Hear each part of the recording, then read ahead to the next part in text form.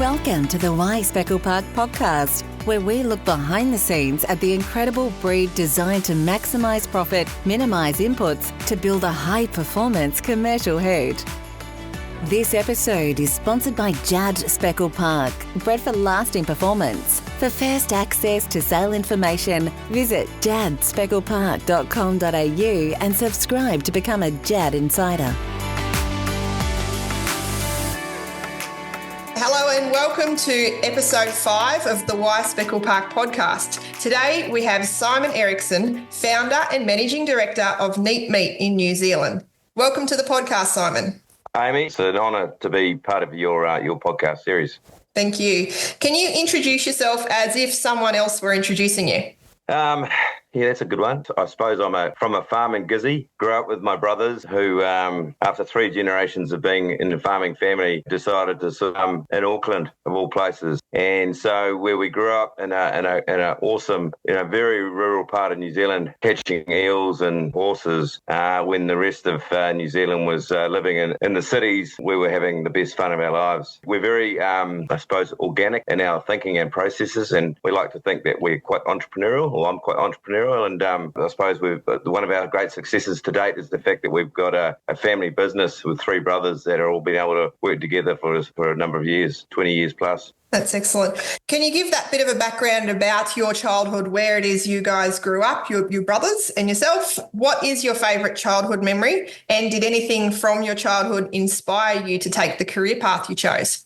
We had a very blessed upbringing in the sense that we grew up in a very small rural part of New Zealand, and in the Gisborne, which is the first city to see the sun in the world. It's a small town. It's hard to get to. It's hard to get out of. As I said earlier, we were very much all about what was on the land. Things were very simple and basic, and we loved that. And I think I love it even more thinking back to how simple those days were.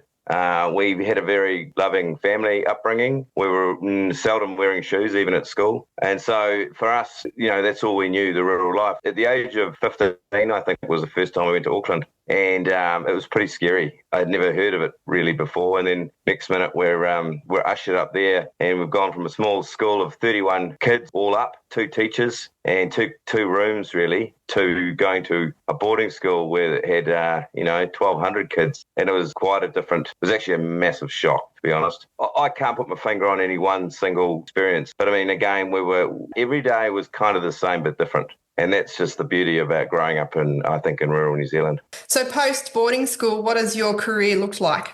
Yeah, so we typically, for some reason, every journey was our own. So, going up in rural Gisborne, rural New Zealand. We then went to Auckland, which is a massive shock to the system. And then after school, I decided to go to Massey University. Again, it was another shock because I went there. Not one of my friends from school went there. So I sort of got into a routine of going somewhere where no one else was. And the best part of that is you've got to reset and start again. You've got to meet new friends. And in doing so, you just create these amazing networks of people along the way. And not really knowing until, much later on in life how that benefits you, I think, in your everyday thinking and how you approach situations or people or opportunities, all that sort of stuff. So school was in Auckland, then Massey University, which is down in Palmerston North, and then at Kalgoorlie in Australia for a year, of all places, and then over to the UK for 4 years. And so, and on it went. The journey just continued. What did you do at Kalgoorlie? I was it was a relining company. It was reline engineering business. So we flew all over Australia, visiting different engineering company, visiting each mine site, repairing the big mills. It was hard work. It was a hard part of Australia. But again, it was just one of those shocks to the system. And we got the opportunity to travel all over Australia in a small plane or bus or truck. No, it was just fantastic. I couldn't have done more than a year though, Amy. That was me done. And then over to the UK? Yep, over the UK, and got over there in about 96 and worked for a bank. I left the bank before they picked that I shouldn't have been there. A great friend of my father's was a Nuffield scholar, travelled to the UK and actually never came back. And he talked me into helping these elderly English couple that bought some land on the M25 and set up a wild boar farm. So we set this farm up. We imported the males and the female. Imported the females from the Baltics, and the males we borrowed from a zoo. And then we started this breeding herd. And I suppose that was for me a really, really awesome experience. Not only did we have a great lifestyle because I had my own house and car and it's close to London, but also it taught me about doing something different. I had no idea about pigs up until then. I sort of went at it with just the belief that we could do it. In building the farm, we also had to go and sell it. So we approached Waitrose and sold it as a premium pork. So for me, it was probably a really good way of entering into agri and marketing, even if it was not my money, not my land, or not my country. It was actually a really wonderful way to sort of dive into this world that I'm in now. So what followed after that experience? Well, I don't know. Everyone's got a different story as to why they leave. Mine was a lady, and she was South African, and so she decided to come visit New Zealand. So I decided to take a quick trip back to New Zealand with her, and realised she didn't have a visa to get back to the UK. So that sort of forced my hand into staying in New Zealand. So that part of my adventure ceased, and then started the next one, which is ultimately when I was 27 by then, is when we started Neat Meat. So that was 24 years ago. So that was in 2001? Yes. So how did that come about, and explain what it is you do? So it was a bit of an accident. I spent probably 6 months just having a look around Auckland about, just investigating what I think I wanted to do. My training or my education was very much around banking or farm consultancy, that sort of thing. So I actually got a job as a farm consultant just outside of Auckland, and then realised, I did the numbers and the maths, and realised that if I was going to stay with a South African, this nice lady, and marry her, then it's going to get expensive. So I thought, well, if I'm going to try my hand at something at 27, I could afford for it not work. And so therein lies, that's when it started. And I met another guy who was a meat trader. He actually dealt a lot with Australian meat. Hence, that's how the business started. So through his contacts, for some reason, I decided, right, let's give it a go. We'll give it a month or two and try it out. And I brought in lamb from Tasmania called Blue Ribbon Lamb, which was exceptional lamb. And then we thought, well, we've got to have beef with lamb. So I brought forward a few containers of beef from AMH. And to be honest, I didn't even know what a whole sirloin looked like at that point, but I plunged into it and bought 4 or 5 containers a month apart. And that was kind of the beginnings of Neat Meat as we know it today. So that was first year, it was just all Australian beef lamb. So what is Neat Meat today?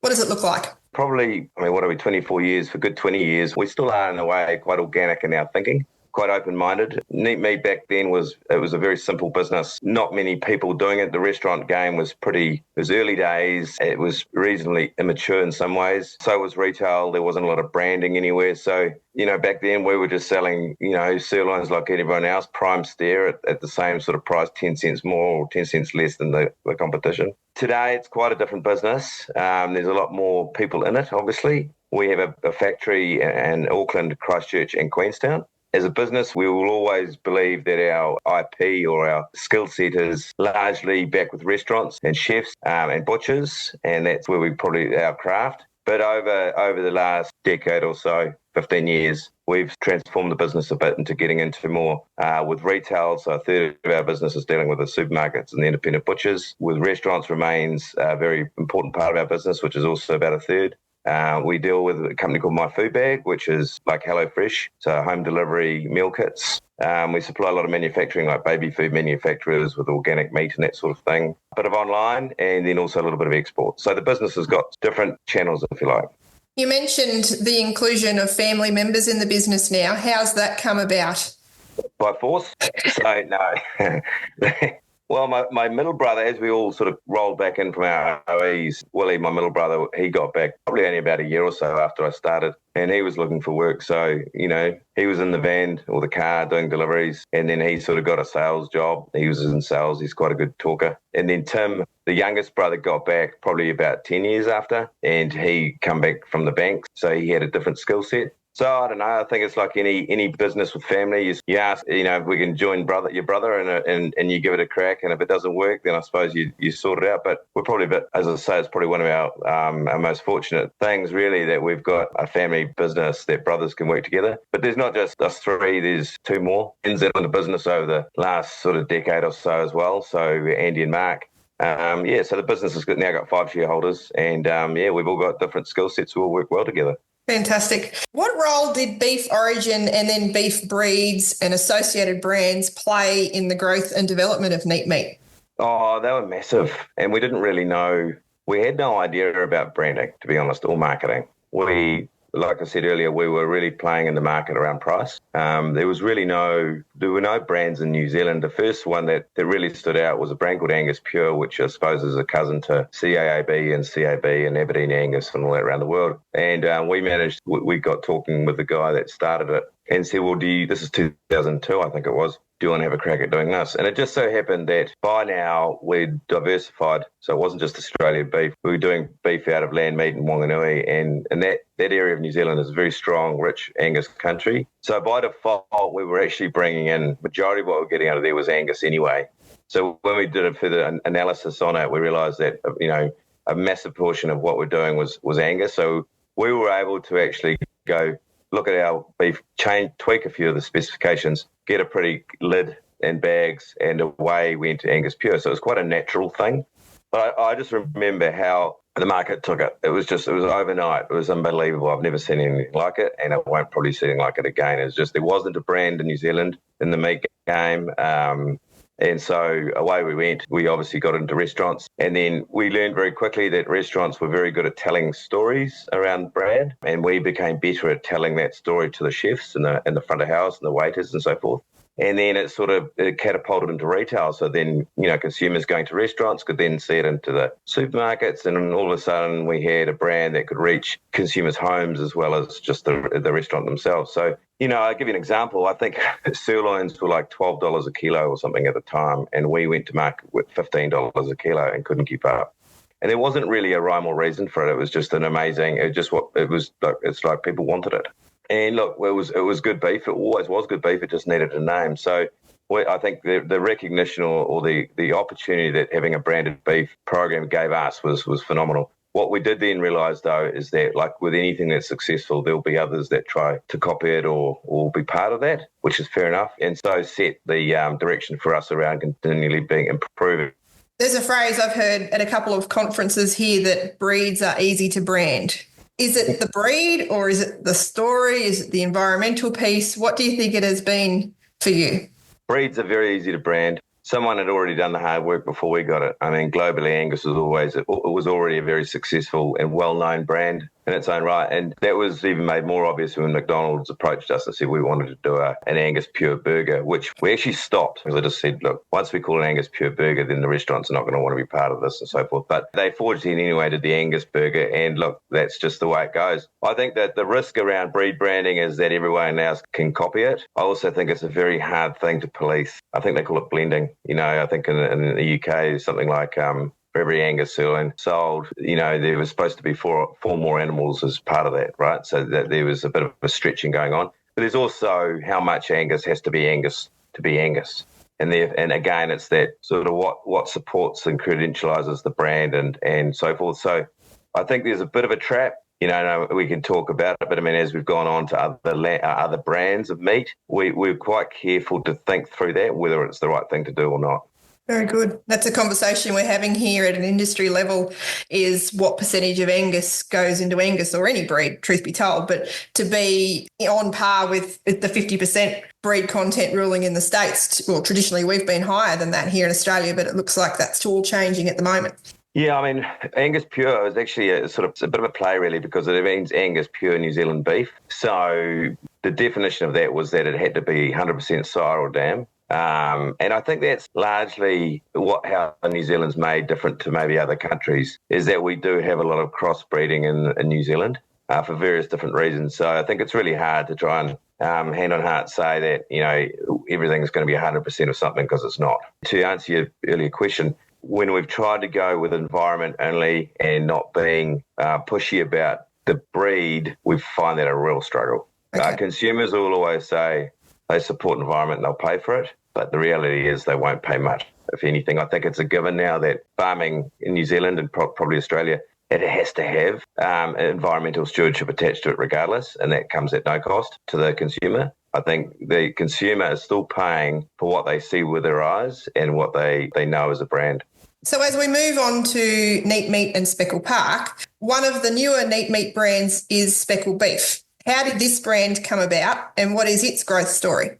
Yeah, see, this is where I'm a complete hypocrite, right? So I'm talking about not having a breed brand and then go straight into breed brand. And we spent, like all of us do, we spent quite a bit of money to do something we didn't think we would do. And I think the reality is, though, is that Speckle is quite a unique name or breed. And if you look at the coats and the colours and the marbling, didn't matter what angle we looked at it, we sort of kept coming back. Well, Speckle actually means what it is. It says what it is. And it's also quite a nice thing to have an association with Speckle Park, because unlike Angus Pure and other programs we've been involved in, we're very closely, and this is probably the one bit I enjoy the most, we're very closely aligned and part of the farming community. So the breeding, the finishing and so forth. So it's really nice to have a breed or brand that's actually connected to the industry itself. How many restaurants are you serving into now, and premium butchers exporting, I understand?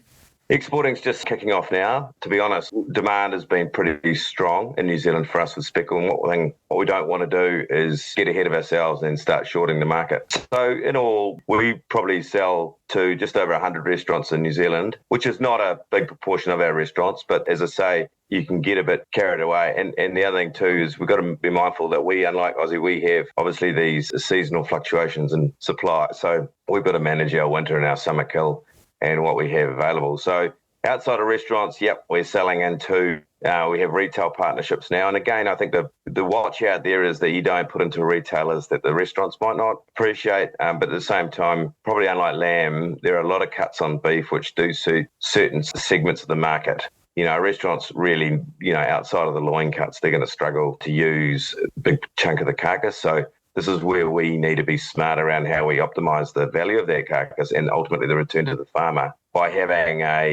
quite a diverse range of customers. And so retailers, even my food bag online, or the independent butchers and restaurants. So it's just trying to get that, as I say, trying to get that sort of nice range of end users. How did you arrive at that brand name, Speckle Beef? I don't really know is the answer. We go on a journey with our marketing company and they present you with 5 options. And I think they do it on purpose. They give you 4 really bad ones with the knowledge that they're going to lead you to the one you like. And then what supports the brand name is the imagery and the logo and everything else. And I think the two, in the end, it was pretty unanimous. We have traditionally just gone with our gut, but we actually went to the market and we spoke to some butchers and some chefs and everyone and said, what do you think? It's also got a nice colour scheme too. So for the future of what we're doing, as we enhance, we find more value propositions, or whether it be a high marble score or something, we can actually elevate the brand so it takes on a different look. And again, I think the brand name and the logo fit with that really nicely.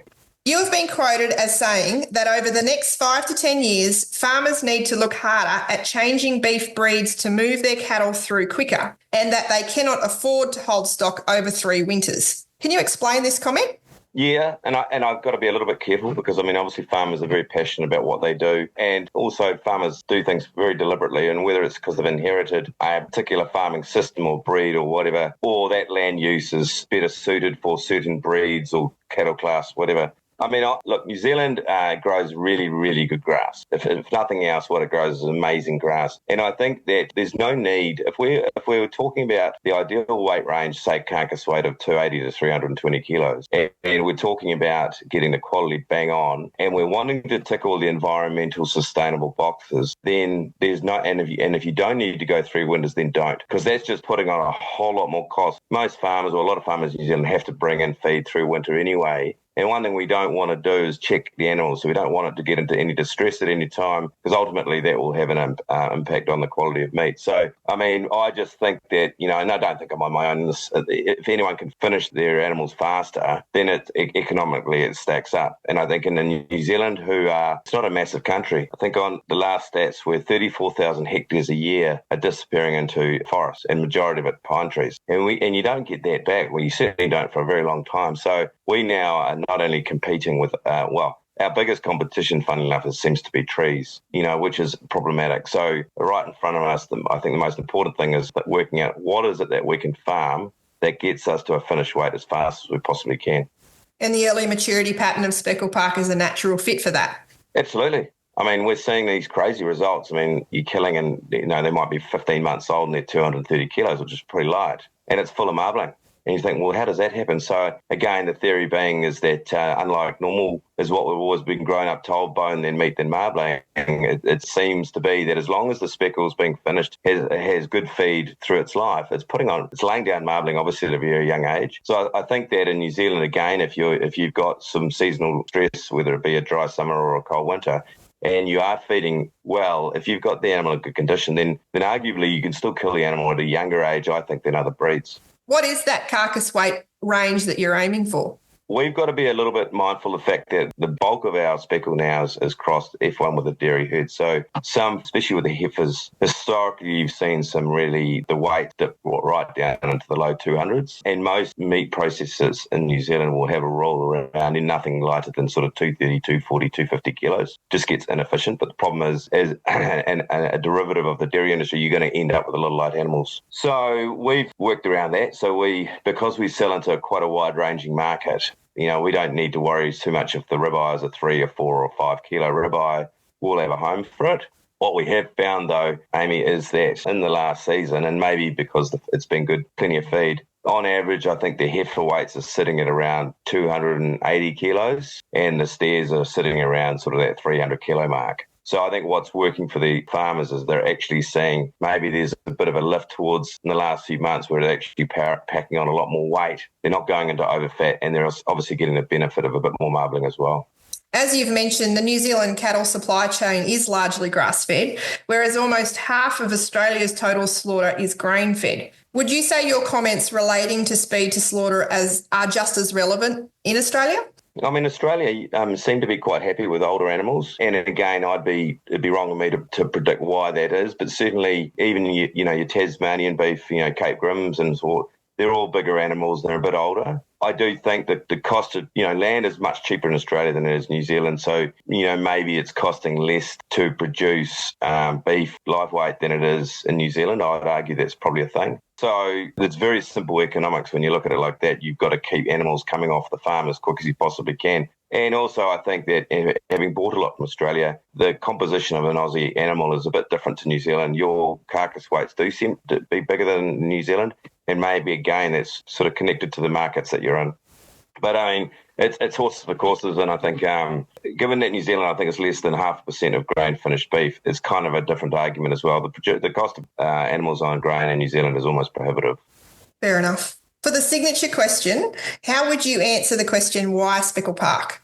Because I think it ticks all the boxes. Having, a quarter of a century nearly working through different beef and lamb brands and even venison, you try to argue, okay, what works best for everybody in the supply chain? What works best for the farmer? What works best for the processor, the butcher, the consumer? And, when you talk about easy carving, especially with the dairy herd, when you're talking about they mark well, so they're easily identified, when you talk about first 100-day growth rate, well, the farmer benefits out of that. When you're talking about a consistent finishing animal that has a really good temperament, and so it goes. So there's not much of an argument in why you shouldn't farm speckle. And I think the really exciting thing about it is that it's new. It's new and it's still impressing us every week. And I'd say this may be a bit of a feature around grass-fed beef in New Zealand, but, typically, you could open a box of meat and there'd be variable meat in the box. Let's just say there's 4 ribeyes in there. One will be excellent, one won't be as good. And that can be the nature of grass-fed beef. The great thing about speckle is that I don't know the last time someone has actually rang us up and said, we opened the lid and there was a really rough ribeye or strip loin or whatever in this box. We just don't get that. Now, part of that is through the grading as well. So there is a good grading system set at the plant, but the Speckle Park breed is and I think there's just so much more to come out yet, even looking at your data that you've done around, the Omegas and all that. I mean, it's just, okay, what lies ahead then from a health perspective? Or there's so much more to get out of it. I think we've only just scratched the surface. Couldn't agree more. In 25 odd years of being in the meat marketing game, Speckle Beef is quite exciting for you, isn't it? Oh, yeah. It's the bit we talk about when we're at dinners. If someone's going to ask me, what am I up to? Usually the conversation starts with speckle. People are, are intrigued why, because they've never heard of it before. So I just think it's a fascinating, and it's come at the right time, 24, 5 years in the business, and you think, okay, what's next? And then you realise not only is this such an amazing thing that's, been here for a few years and I didn't notice it, but also it's very scalable. And I think the big issue with a lot of things we do, especially in New Zealand, is then how do you scale up? Well, this is the beauty about Speckle Park as a breed, and the fact that, New Zealand is basically a, giant dairy farm. What have been the biggest attractions for you to the Speckle Park breed and marketing its beef?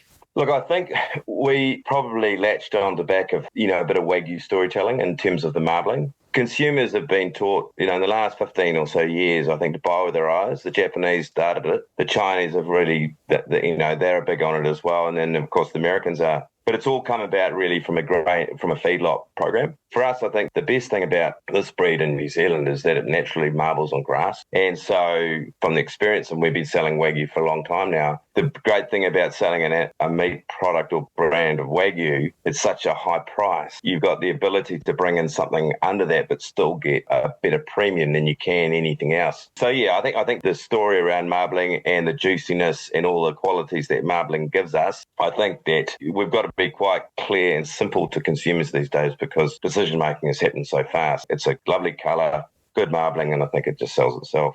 What feedback do you get about the unique qualities of Speckle Park beef from the likes of restaurant chefs? Honestly, I don't know if we've had any feedback saying we've had a tough steak at all.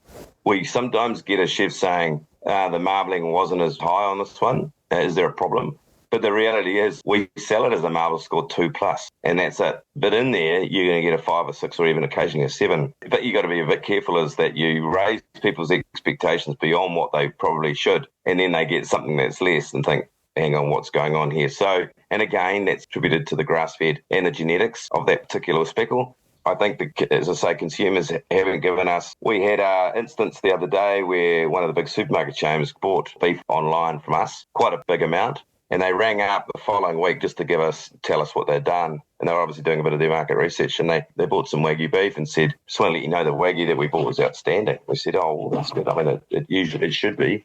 And they said the Speckle beef was even better. Now, we weren't expecting that. And these were not coming from people that go out of their way to say those sort of things or have time to do that. So, as I keep saying, the feedback we're getting is coming from different. We never used to have feedback like that with anything else that we did. And I think, again, it's just that refreshing. It's a really light beef, light flavour, but with enormously tender and juicy. So it's what anyone would want in their beef.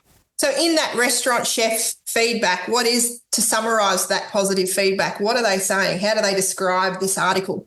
I think it's consistent. And that's what New Zealand struggles with sometimes, especially as you go from summer through the various seasons. You half by expect the meat quality to deteriorate. But in now coming up 4th year, I think the single biggest feedback we get is that it's completely consistent. It's so consistent. And what it's consistent of is the tenderness, number one, probably, and a really beautiful flavour, a natural flavour, not enhanced with anything. So it's ultimately all we're after, because it's up to the chef then to go and do what they're going to do with it, whether it's a slow braising cut or whether it's a steak done in 15 different ways. That's obviously on them. But what we know is it doesn't matter what they're doing with it, they're getting a good result every time. Excellent. From the feedback you have had, how important is marbling in beef? What other traits are important indicators of eating quality?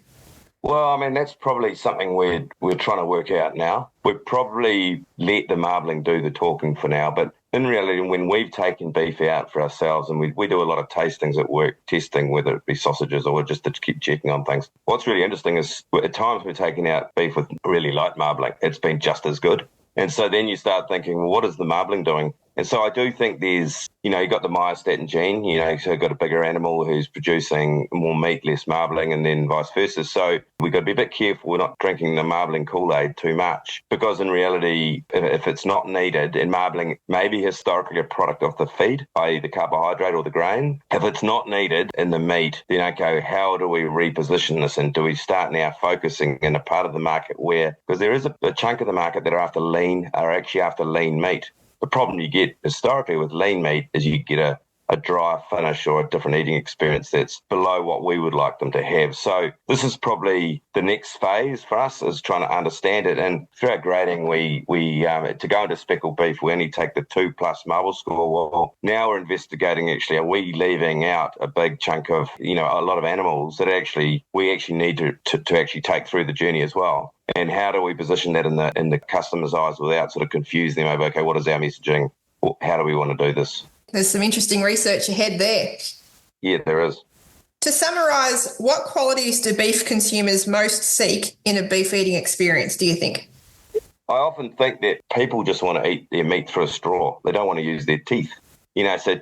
So tenderness is really a thing. And I think, again, why has beef tenderloin always been so popular in your sort of more premium restaurants? I think because they're really nervous that they're going to get some pushback on the other cuts, like rumps, for example. But then if you can turn that around and tell people, actually, I'm going to give you a bit of everything that you least expect. Fillets are really nice, but do they have the flavour that you're going to get from the picanha or from the sirloin or something like that? But you've got to do a lot of the selling. You can't just put it on a menu and expect to do it itself. You've actually got to get in there and you've got to work with the people that are taking these people on a journey that actually, you know what, you need to try this, and it's on us for you to try it. And then their journey just changed for good. And that's kind of what our job is to do, is to actually teach people there's a whole lot more of the carcass they can actually enjoy. It's not just the one eye fillet. 100%. What have been the biggest challenges you have experienced with getting the Speckle Beef brand up and running successfully, and how have you overcome these?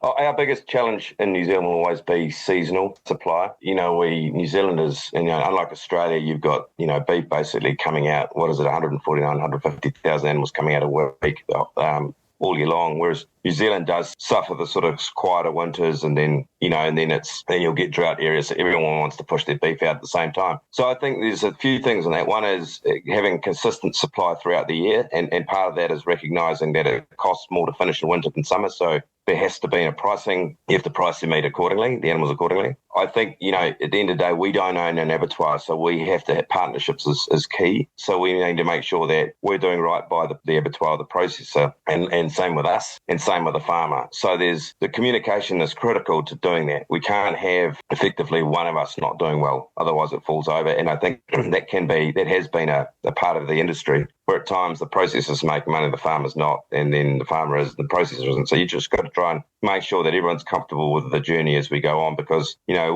I doubt it that we'll ever own our own abattoir. So we've always got to work with those that can process the meat for us. So I think our biggest challenge is continuity of quality and supply. Why should New Zealand commercial cattle producers consider using Speckle Park sires to supply progeny into the Speckle Beef brand? And what are the parameters around supplying cattle to the program? That's a really good question. Look, I think for us, the most obvious thing is acknowledging that in New Zealand, and the proof's there, that a dairy animal crossed with the speckle delivers a really, really good beef product. The dairy herd pretty consistent. And when New Zealand's killing sort of 2 million bobby calves a year, I think we are 2 million. I think Australia's 450,000. It shows how many we're killing. So I think by, Speckle Park breed have a very, as I said earlier, they've got that long neck, they're easy calf, they're quite quick to grow to that first stage, so the rearers get the benefit out of a fast-growing animal. Turning it around on the land we've got, so again, we're limited land use, so if we can get an animal finished 18 months instead of 2.5 years, then we're able to put more animals across the land. So, as I say, Speckle Park, I think, commercially is perfect for the dairy industry. What do we do to make sure that the brand is protected around, who's allowed in it? I think rule number one for the guys in it is you got to be a good bugger. I think that speaks to it all, because you've got to work with each other, good and bad. At the end of the day, within my cohort, if you like, there are farmers who have their own genetics, who themselves don't try and put themselves over others. The reality is even with you're constantly buying genetic straws out of New Zealand, and you keep keeping the genetics and keeping the herd set right. So we're actually about supporting all those that want to get involved into it. The problem is, again, because they mark up so high, you could go to a cattle yards and find speckle in there that might only be 10% speckle but look like speckle, and then you've got a problem. So I think that's the watch out. So knowing where the genetics are coming from for the benefit of the farmer, I think is crucial, because as it should be. Because the thing is, we don't want, and this is the risk, I suppose, Speckle Beef and Speckle Park being closely aligned by name. we don't want a whole lot of people getting into the industry and actually cutting corners and then bringing down the Speckle Park name and alongside that the Speckle Beef, because that will do damage. And look, that's no different to Angus or Hereford or anything else as well. I mean, you're going to get good and really good and not so good. So that's a big part of what we need to do is police that. And we say to farmers, look, the reality is you get a premium on top of a good schedule. That premium is paid on the quality of the meat that you sell to us. If you sell us beef that doesn't do that, you're just not going to get a premium. So it's not worth it for you or us, so it's just a waste. With the size of the New Zealand dairy herd, when we talk commercials, the best thing is that they have good access to genetics if they want them, and we can grow the Speckle Beef program, much faster than if it was actually just traditional beef breed. How important is it for meat brands to share their positive brand story? And in the eyes of processors and ultimately the consumer, just how positive is the Speckle Park story? We'd always support that discussion. And I mean, there used to be the Stake of Origin competition every year where, all the different breeds and brands would, come together over the, and enter into the competition. And it was a series of tasting and testing and so forth. That was probably the best domain to talk these things, but that's no longer happening. And the problem we have, I suppose, the big distinguishing factor between New Zealand and Australia has a plethora of hundreds and hundreds of meat brands. And I think, and you've got scale. New Zealand doesn't have that. So we probably don't have the community that we would like to have around branding. And I think, if anything, New Zealand's retracted a bit in actually focusing on less around brand and more around throughput. And let's not forget a massive amount of the beef throughput that goes through New Zealand. It's not just prime, but it's also cull cows and bulls. In reality, prime is only probably 30-40% of what's actually processed. The last time we probably genuinely had a conversation with other brand owners, if you like, it's been a long time, because they don't exist in the way that they used to. They're just because New Zealand has, there's not a lot of toll processing in New Zealand like there is in Australia. So the meat companies themselves will own the animals, whereas obviously in Australia, the farmers can own the program and toll process through the processor. So they've got control over the story, the narrative, the brand, etc. Whereas, I think two processors in the last couple of months, big ones, big meat companies have stopped their Angus program altogether, because it actually is all about meat throughput and yield, which is, I suppose, just the way it is. So if anything, meat brands is actually less than it was, a couple of years ago. Does that concern you with regards to the future for Speckle Beef as a brand? No, not at all. I mean, the only concerning thing will be is if processors don't want to work with us. I think you've got examples of like First Light, which is a Wagyu brand. It's a grass-fed Wagyu brand, and I think they're a really good example of a New Zealand meat brand that's done really well with a focus on naturally grown Wagyu beef. And again, their focus is on marbling, but not without the grain. Then you've got Southern Stations, which themselves is a grain-finished Wagyu brand. Yeah, and they've done a really good job, I think, to tell that story about what their animal breed is, and they've got some scale. But they've also got a group of farmers that are all part of that journey. So I think that's still quite a small portion of New Zealand farming or supply. The majority of farmers are literally putting their cattle on a truck, and that's the last they see of it. They don't really know where they'll know where it's going, but they don't know what it's part of or whether it's in a program of sorts. There's a couple, but not many. What role does data and objective measurement play in your decision-making processes? Our data is everything. I mean, Grant Bennett, who I'm in partnership with in this, as a farmer and as owner of bulls and genetics, they follow that very closely, and then I sort of listen into what the discussion is around who's got good genetics, where it's all going, and so forth.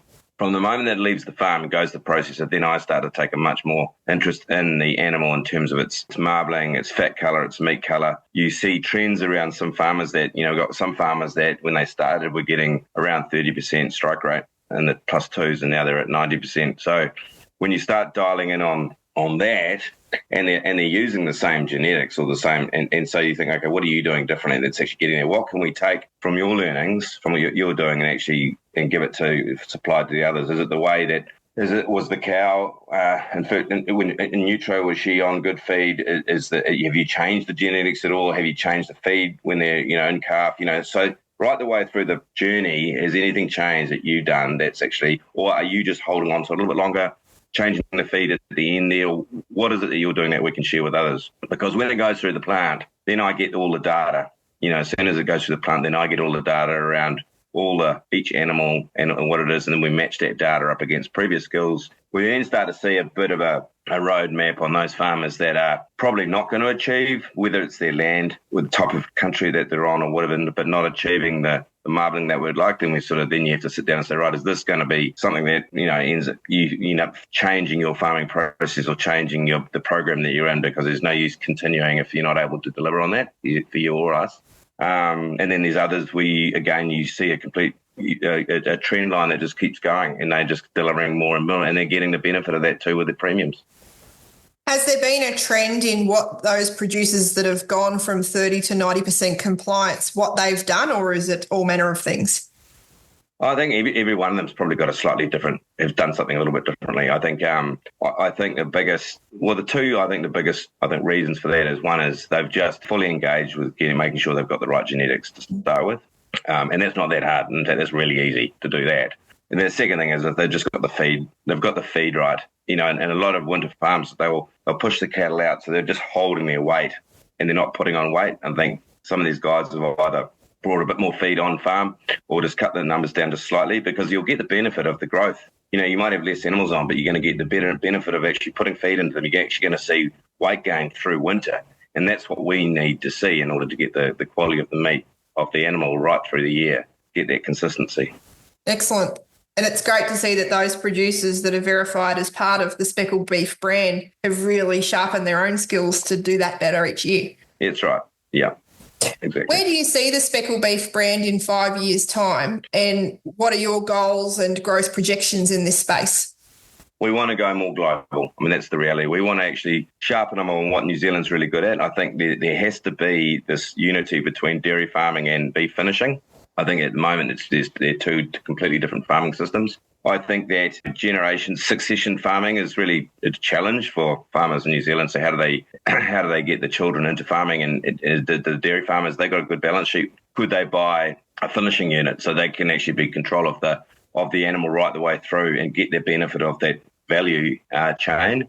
And I think, probably looking across the ditch to emulate what Cape Grim have done, I think is the thing, albeit it's a beef breed. It's, what they've been able to do on grass-fed beef around the world. They've got consistency in pricing. They've got some real pedigree, and they've got a strong brand. And I think that's really what we need to be able to achieve. Without a story and a name and legitimacy, there's just no way we can hold pricing. New Zealand is too reliant on the commodity pricing, a low dollar or a number of different things to give us it's just, to me, it's high risk. And if we're wanting to support farmers, generations, well, we need to actually work together to actually establish a really good and more robust program around how we sell our beef, and do it as a community, not just individually, and not have a change of mind halfway through things. Communication with all of our partners is critical. And I think that, if we can do all that then and connect the farmer with the processor and the market together, then I think it helps our cause immensely. Scale is our friend in this regard, because again, it's wherever we want to go next, we want to make sure wherever we are now doesn't get left behind. None of our markets. If you were to put some metrics around the growth projections for Speckle Beef in 12, 18 months and beyond, what does that look like? We would love to see it double each year. So if we're doing 5,000 this year, we want to see 10,000 the year after. And is that a hard and fast number? No, it's not. But do we have the confidence that we can sell it? Yes, we do. And to me, again, it's quite a quick turnaround. If we wanted to start a Wagyu program, you're 4 years from this moment now to that meat arrives in a box. Whereas we can turn the Speckle program around much faster. Look, let's hope that if we're sitting here in sort of 5 years' time, we're talking about it. I would love to be saying that we're doing 20,000 a year. For me, that just sounds like a good number that gets us into enough markets without going too far. And I love that commitment to this being a win-win throughout the supply chain and a strong relationship right through. Yeah. Well, I think we'd all argue that. It's funny when you look at how the industry has always been. To me, it's, as I said earlier, the process and the farmers aren't always making money at the same time. It's really flawed. In fact, the processors will often probably not, they're not really paying for what the animal's worth. They're paying the farmer what they need to pay them to get the animal off them. And I don't mean that in a really harsh way. It's just the way it's always been. And it won't change. I don't think it's hard to change that unless it's got a name and a story attached to it, because we are always testing what the consumer's willing to pay for our meat. despite what pressures are going on or what the commodity price or what the US or Europe are paying for our meat and what the dollar is, domestically where most of it is, and essentially most of the speckle has been sold in New Zealand. So everything we're selling, every Kiwi right now buying our meat is competing with every consumer around the world that's buying New Zealand meat. It's a pretty high benchmark at the moment. So if we can do that, then when we do turn the tap on and take it overseas, then I think that puts us in good stead to be able to actually take advantage of a high-paying market, more premium market, which ultimately washes back to the farmer.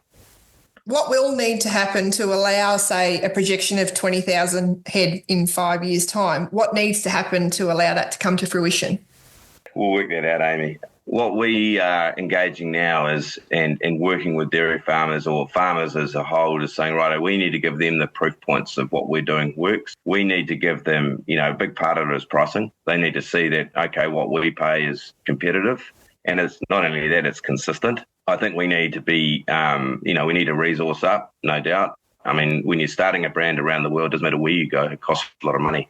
And if America is the nirvana for grass-fed, healthy, marbled beef, then it's not going to happen without, hard work and without spending a lot of money and without tooling out the right people and getting that. But I think that we'll get that support and we'll back ourselves to do it each market that we go to. And if we know that it's not just Kiwis that are liking our speckle, it's people in other countries as well. And then finally, hopefully, we can get into these higher markets. As we get towards the conclusion of our podcast, what's the most important lesson you've learned in your career so far? I think it's a lesson that I think it happens every week. It's not perfect, and it never will be. It's okay to have a theory, try it out, and it not be quite as good as you think it's going to be. I think the world we live in right now, there are too many things out of our control to actually deliver a perfect outcome every time. So it's being okay with things not always going in your favour and having the ability to get back up again and fix it or try new things or work it out. And I think, again, probably the single biggest fact is that, communication is our currency when it comes to dealing with these things and dealing with the world as we know it. And consumers, New Zealanders, they can have some really high expectations, yet they don't always see the value in it straight away, So I'd say that's my biggest. Who has been your most important professional mentor? The guy that I always remember, and it was before even all of this started, was a guy named Keith Bagley. And when I was at university, I used to go back and work on his farm. And he was an All Black. He was a big, tall lock.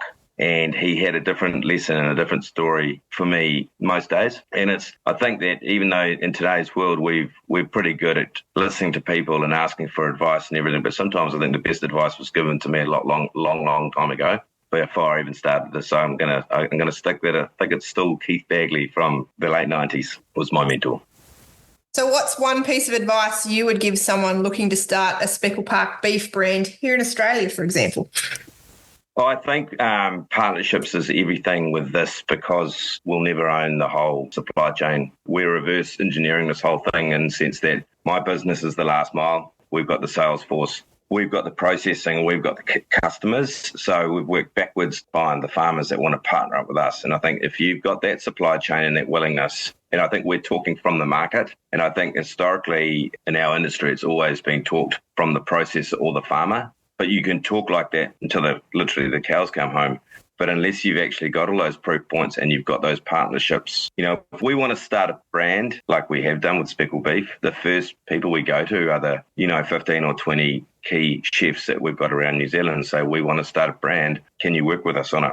And therein lies the beginning of the journey. And then everything else, you just work backwards and you problem solve or you find a solution and you build. That, I think, is why it's so much fun with what we do, because we bring everyone together. We bring the farmers to the customer and vice versa. There's nothing I love more than the ability to take chefs to someone's farm and let them hear the story from the farmer. They've heard our version of it and why we do what we do, but they get full appreciation of everything when they meet the farm and they experience what they're doing and why they're doing it. And at that point, it's a strong bond that's been created. And you've got, friends for life that are going to stick with you and on that journey.